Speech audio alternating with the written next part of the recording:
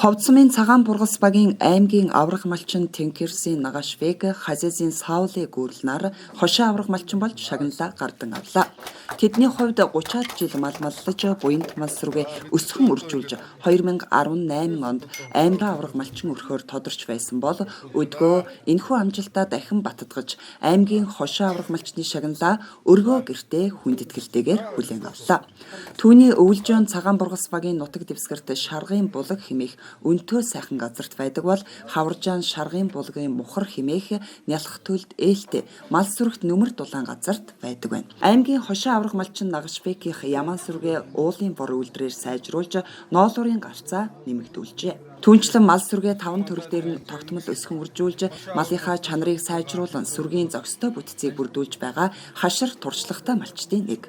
Ховд аймгийн Ховцмын 2 дугаар багт энэ шагаан бургас багийн Иргэн Нагашбек би 2014 онд аймгийн сүмийн сайн малч авсан 19-нд аймгийн авраг авсан. Одоо 2026-нд аймгийн хош авраг авч байгаа. Баяр хүргэнэ. Танаас манай хөдөлмөрийн дэмжиж энэ хүмүүс ирээд хош авраг гард өгдөрнө баярлаа тавхинд.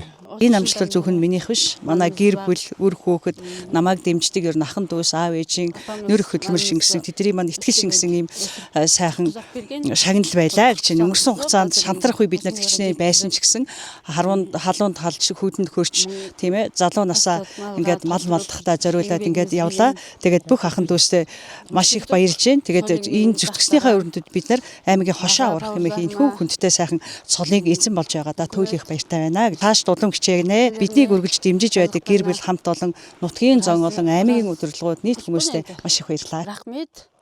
Жилдээ 200-аас 300 толгой мал худалдан борлуулж зах зээлийн эргэлтэнд оруулан өрхийн амжиргаагаа дээшлүүлэхийн зэрэгцээ аймаг орон нутгийнхаа мал аж ахуйн салбарыг хөгжихэд үнэтэй хувь нэмрээ оруулсаар иржээ. Аймгийн хошоо аврах малчин Нагашбек Саулы гүйлнаар нь ядуурлыг бууруулж малгүй өрхийг малжуулахад анхаардаг бөгөөд 2023 онд 145 толгой мал, 2024 онд 55 толгой мал, 2025 онд 134 толгой малыг туслах малчиддаа өгсөн байна.